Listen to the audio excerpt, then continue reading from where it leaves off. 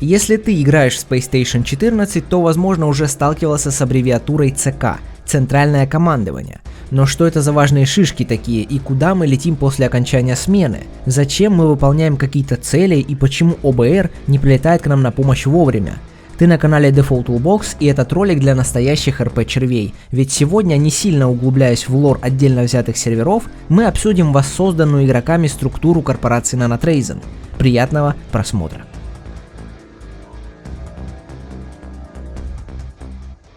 Что ж, начнем с базы. Nanotrazen — это мегакорпорация будущего, на станции которой и происходят события игры.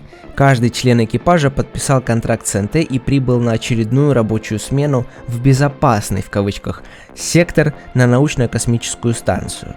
В течение смены ученые НКС исследуют ксеноартефакты, аномалии и изучают новые технологии. С точки зрения лора, именно научно-исследовательский отдел является главным рабочим органом для корпорации, а все остальные побочными, поддерживающими станцию и экипаж для комфортной работы.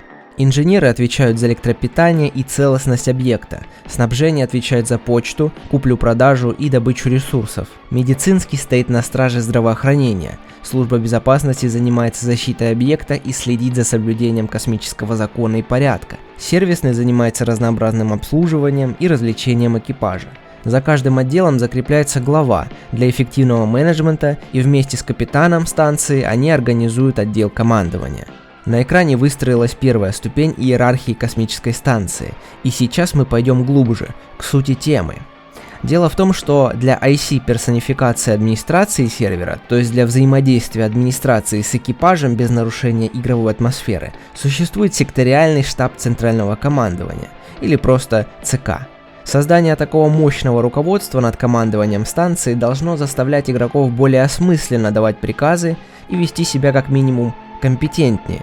Именно через ЦК вы можете решить РП путем нарушения СРП командования, например, вопрос о неадекватном капитане или ГСБ, который нарушает КЗ. Это игровая ситуация, вместо общения во help.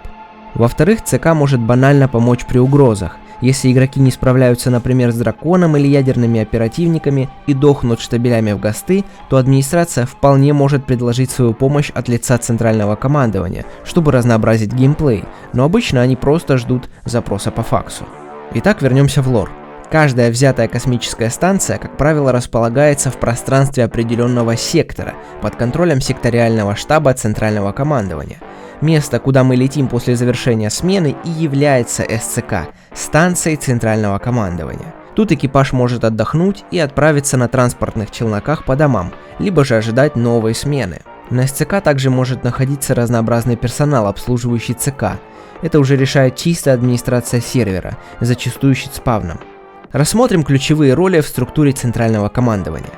Оператор ЦК – связующее звено станции ЦК и научно-космической станции. Именно он обрабатывает поступающие факсы, отчеты, запросы и отправляет оповещения.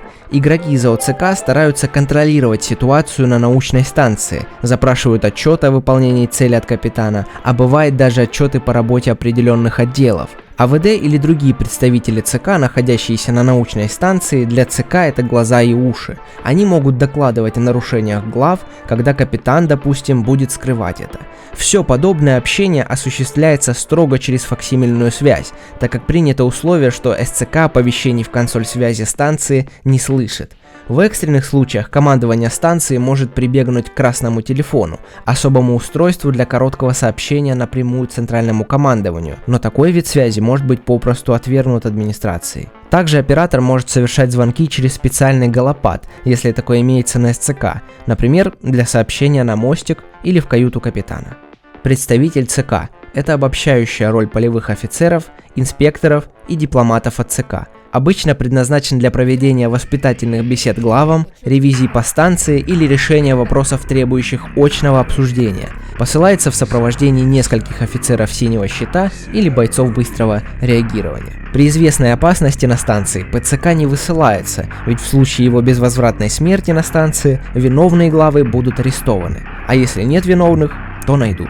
начальник штаба ЦК. Это, как правило, администратор во плоти, выполняющий решающую роль в указах, ответах и действиях от ЦК. Выше него только совет директоров Нанотрейзен, которых вы и так никогда не увидите.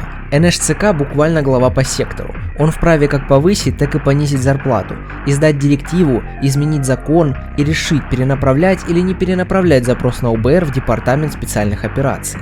Сокращенно ДСО. Иногда называют корпусом спецопераций. Данный отдел представляет собой силовую структуру корпораций, к которой обычно обращаются, когда нужно решать вопрос грубой силой. Это военные формирования, способные выполнять широкий спектр задач от спасательных операций до секретных дипмиссий. Офицер специальных операций по сектору выступает главнокомандующим и контролирующим успешное выполнение поставленной задачи. В его распоряжении отборные бойцы, специалисты своего дела. Хотя не буду обманывать, это такие же обычные игроки. И они формируют отряды быстрого реагирования.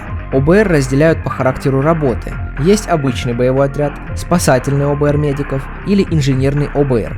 Также существуют специальные отряды священников и уборщиков.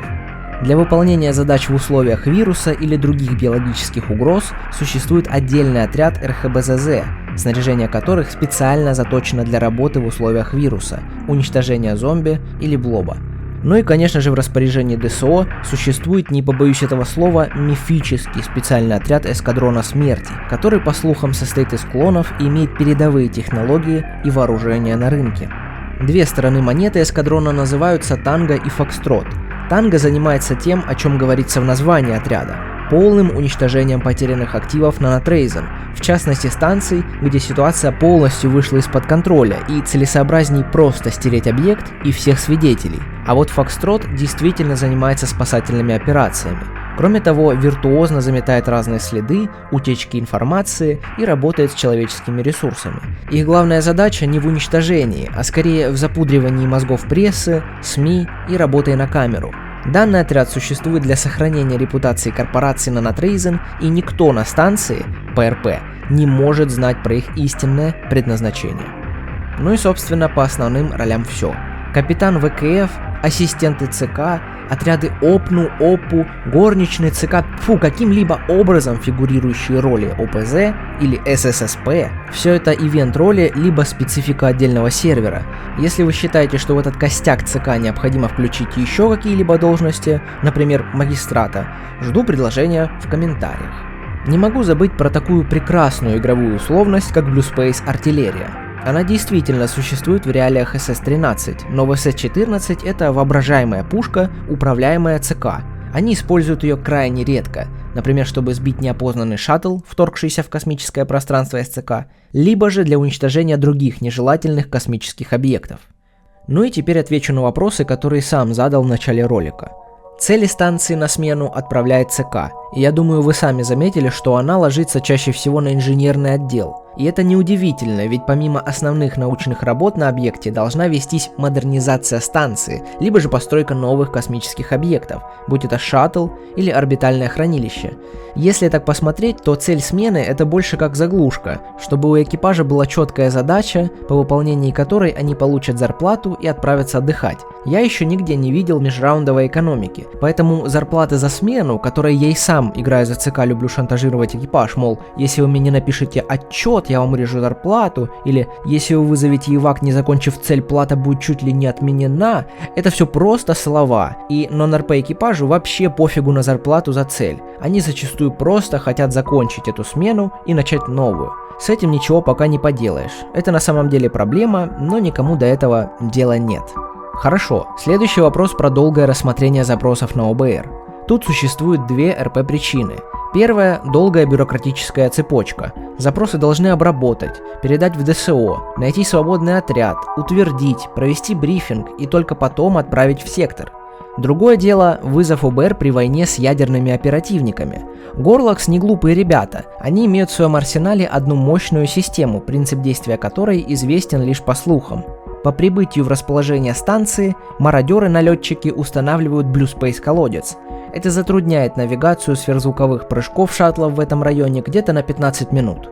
Это, конечно же, дает фору нюкерам во времени для совершения военных преступлений, тем самым создавая некий баланс. Ну и на этом я остановлюсь. Надеюсь, ты немного разобрался с этим. Я не претендую на полноценную истину в своих высказываниях, но по крайней мере инфа не противоречива общему канону. Это, скажем так, микровыжимка, которой придерживаются многие проекты. Жду в комментариях ваши идеи по этому поводу. А на сегодня все, ребята. До следующего видео. Чао!